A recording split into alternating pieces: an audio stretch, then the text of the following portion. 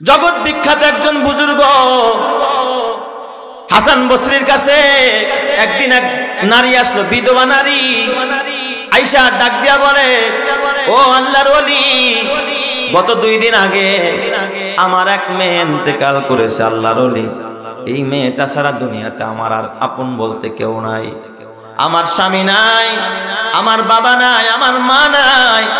ও হাসান বসরি, আল্লাহর ওলি, এই মেয়েটাই ছিল আমার একমাত্র, আমার সাথে কথা বলার মতো একজন আপনজন। এছাড়া আমার আপন বলতে আর কেউ নাই। আমি স্বামী হারা একজন বিধবা নারী, আমার মা নাই, বাবা নাই। আমি বড় কষ্টে দিন অতিবাহিত করতেছি। আমার মেয়েটা 2 দিন আগে ইন্তেকাল করেছে। কিন্তু আল্লাহর ওলি, আমার বড় জানতে ইচ্ছে হয় আমার মেয়ের সাথে আমার আল্লাহ কি রূপ ব্যবহার করেছে। আপনি একটা আমল শেখায় দেন, যে আমলটা করলে আমি বুঝবো আমার মেয়ে এখন কোন অবস্থায় আছে। হাসান বসরি রহমাতুল্লাহ আলাইহি ডাক দিয়া বললেন, ও মা, তুমি একটা আমল করো। সেই আমল হলো রাতের বেলা এশারের নামাজের পর 4 রাকাত নামাজ পড়বা, নফল নামাজ। এই প্রতি রাকাতের মধ্যে সূরা তাকাসুর পড়বা, আলহাকুমুত তাকাসুর হাত্তা যুরতুমুল মাকাবির। এই সূরাটা তুমি দিয়া 4 রাকাত নামাজ পড়বা। এরপরে দুরূদ পড়বা, পারলে কিছু সাদকা করবা। আল্লাহ তাআলা তোমার মেয়ের সাথে দেখা করায়া দিবেন। সুবহানাল্লাহ। আল্লাহ ওয়ালারা তো বানায় কথা কয় না, আল্লাহ ওয়ালাদের সাথে সম্পর্ক আর যোগাযোগ আছে কার? হাসান বসরির কথা অনুযায়ী, তার সাজেশন অনুযায়ী সে রাতের বেলা এই আমলটা করছে। রাতের বিছানায় শুয়ে পড়ছে, ঘুমের ঘরে স্বপ্ন দেখে মেয়েটার কবরে জাহান্নামের আগুন জ্বলতেছে, ধাউ ধাউ করে আগুন জ্বলতেছে।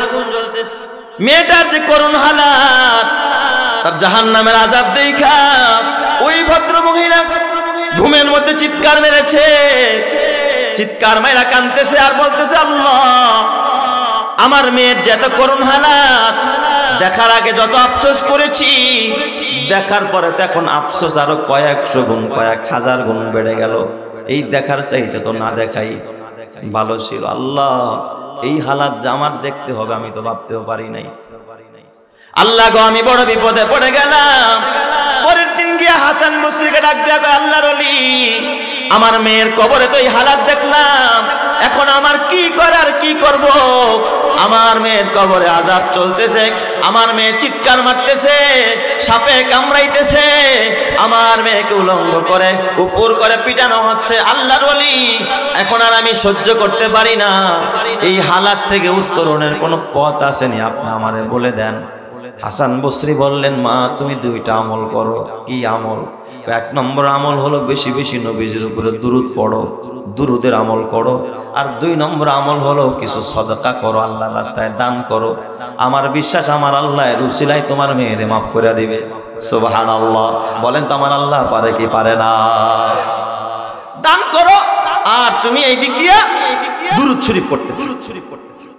মেয়েটাই এই হালাত দেখা মা রাতের বেলায় সারা রাত কিছু দান কইরা এখন দুরূদের আমল করতেছে। ওই দিক দিয়া হাসান বসরি রহমাতুল্লাহ আলাইহি উনি তাহাজ্জুদের নামাজ পড়া যখন রাতের বেলায় ঘুমাইলেন, ঘুমের মধ্যে স্বপ্নে দেখে তিনি বিশাল সুন্দর এক বাগানে ঘুরতেছে। বাগান দেখাই বুঝা ফেলাই সেটা দুনিয়ার বাগান না, জান্নাতের বাগান। সুবহানাল্লাহ। যখন সবাই এত সুন্দর বালাখানা, এত সুঘ্রাণ, এত সুন্দর, যেটা মানুষের চোখ দেখে নাই, কল্পনাও করতে পারে না, ওই বাগান দেখা হাসান বসরি বুঝা ফেলাই সেটা দুনিয়ার বাগান না, এটা জান্নাতের বাগান। সুবহানাল্লাহ। সামনে অগ্রসর হচ্ছে, যত সামনে যায় তত আরো উন্নত মানের পরিবেশ দেখতে পায়। হঠাৎ দেখে একটা যুবতী মেয়ে এত সুন্দর পোশাক পরে হাঁটতেছে আর আনন্দ করতেছে। হাসান বসরির দেখা মেয়েটা দৌড়ায় সামনে আসলেন। মেয়েটা ডাক দিয়া বলে, আল্লাহর ওলি, আতারিফুনি, আপনি কি আমারে চিনেন? কয়, না না, তুমি কে? কয়, ওই যে গতকাল আপনার কাছে একটা মেয়ের জন্য কান্না করেছিল একজন মহিলা, আমি ওই মহিলার মেয়ে, আমি ওই মেয়ে। কয়, কিরে মা, তোমার কবরে নাকি আযাব চলতেছিল? আযাব? এখন কেন তুমি এত নাজ নিয়ামতে জান্নাতের বাগানে, কি কারণে? মেয়েটা ডাক দিয়া আল্লাহর ওলি গো, একটা মাত্র কারণ। কি কারণ? গতকাল আমাদের এই কবরস্থানের পাশ দিয়া এক আল্লাহর বান্দা কিছু দুরুদের সদকা করেছে এবং আমাদের কবরবাসীর জন্য কবরের পাশে একটা ভিক্ষুক ছিল, আরে কিছু দান করে বলছে এর সওয়াবটুকু কবরবাসীর জন্য দান করে দিল। সুবহানাল্লাহ। যেরকম সবাই এই কবরবাসীর মধ্যে আমরা 70,000 মানুষ ছিলাম। এই দান করার কারণে, এই কবরবাসীর পক্ষ থেকে দান করার কারণে আর দুরুদের আমলের বরকতে আল্লাহ তাআলা আমাদের 70,000 মানুষের কবর আযাব মাফ করে জান্নাতের বিছানা বিছায়া দিছে। চিৎকার মেরে কন্না আল্লাহু আকবার। ঈমানের পথে অবিচল থেকে আমার মরণ যেন হয়, তোমারই কাছে মিনতি আমার মহামহিম দয়াময়। ঈমানের পথে অবিচল থেকে আমার মরণ যেন হয়। জোরে জোরে বলি আমিন। এ আমার বাবা বিদায় গেলে আমি আপনাদের হাতে পায়ে ধরে বলি, কোথায় দিবেন এই একটা উসিলা? কোথায় গিয়া পাবেন? স্কুলে গিয়া পাবেন না, কলেজে গিয়া পাবেন না, ভার্সিটিতে গিয়া পাবেন না, আসমানে গিয়াও তালাশ করতে পারবেন না, মাটির নিচে গিয়াও পাবেন না। এই দুনিয়ার ভিতরে মসজিদ আর মাদ্রাসা ছাড়া, আলেম ওলামা ছাড়া, তলেবুল ইলম ছাড়া কোথাও ভালো মানুষ খুঁজে আপনি পাবেন না। এরা যে ভালো মানুষ আমার কথা না, আল্লাহর নবী বলেছেন খায়রুকুম মান তাআল্লামাল কুরআনা ওয়া আল্লামা। যারা কোরআন পড়ে আর পড়ায় এরাই পৃথিবীর ভালো মানুষ। এদের সেবা কইরা, এদের খেদমত করে কবরে যায়েন। এ আমার বাবা, এই সুতারপাড় মাদ্রাসা আপনাদের অবদানে তিলে তিলে মাদ্রাসা আজকে এই পর্যায়ে এসেছে যে আলেম ওলামারা খতিবুল উম্মাহকে এখানে বয়ান করবে। শত শত আলেমরা এখানে আসে রে বাবা, এর একটা সদকায়ে জারিয়া। আপনার এলাকার ওই কবরবাসী তারা কবরের মধ্যে বসে বসে আজকে আনন্দ ভোগ করতেছে, উপভোগ করতেছে। ঠিক না ব্যাটিক জোরে কান? এই জন্য আপনিও আজকে বেঁচে আছেন, কালকে মরে যেতে পারেন, 1 বছর পর 10 বছর পর আপনিও কবরে যাবেন। এই মাদ্রাসা যত সুন্দর চলবে, এখানে যত দিনই আলোচনা হবে, যত দিনের আমল হবে, আল্লাহর ইবাদত হবে, গোলামি হবে, এর একটা অংশ আপনার কবরেও যাবে। কথা ঠিক কিনা? এই জন্য আমার বাবা আমি বিদায় কালে আপনাদের হাতে পায়ে ধরে বলি রে বাবা, গত বছর উত্তরবঙ্গে আমি এক মাহফিলে যখন ছিলাম, রাতের বেলা যখন আমি ফজর নামাজ পড়ার জন্য যখন আমি উঠছি, মাহফিলের রাত, ওই রাতে তো বাচ্চারা দেরি করে ঘুমাইছে, হয়তো বা ওই রাতে তাহাজ্জুদে তারা উঠতে পারে নাই। আমি ওযুখানা গিয়ে দেখি ছোট্ট একটা বাচ্চা, এমনিই তো উত্তরবঙ্গের ঠান্ডা একটু বেশি পড়ে, আর যখন শীতের মধ্যে কনকনে শীতের মধ্যেই বাচ্চারা যখন ওই নলকূপের পানি দিয়া ওযু বানাইতে গেছে, একবার দেখি হাত দেয় আবার টান দিয়ে নিয়ে আসে। এত ঠান্ডা, এত বড়, দাঁতে দেওয়া যায় না, দাঁত ধরে যায়, দাঁত একেবারে শিরশির করে। আমি নিজেও প্র্যাকটিক্যাল দেখেছি। ছোট্ট একটা বাচ্চা, এই হালাতটা আমি কয়েকবার দেখছি যে পানি হাত দেয় আবার হাতটা টান দিয়া বের করে নিয়ে আসে। দেখা আমার দিলের মধ্যে আঘাত লাগলো। জিজ্ঞেস করলাম বাবা তোর নাম কি? কয় হুজুর আমার নাম মোশাররফ। আমি বললাম বাবা এখানে কি পড়ো? কয় হুজুর হেফজখানায় হেফজ শুরু করেছি, নাজেরা শেষ করে আমি হেফজখানায় পড়ি।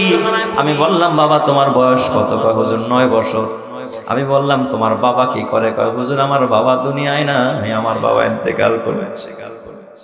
আমি বললাম এই মাদ্রাসায় এখানে পড়ো, তোমার খরচ কে চালায়? কয় হুজুর এই মাদ্রাসা আমি ফ্রি খানা খাই। আমি বললাম ঠিক মতো খাইতে পারো?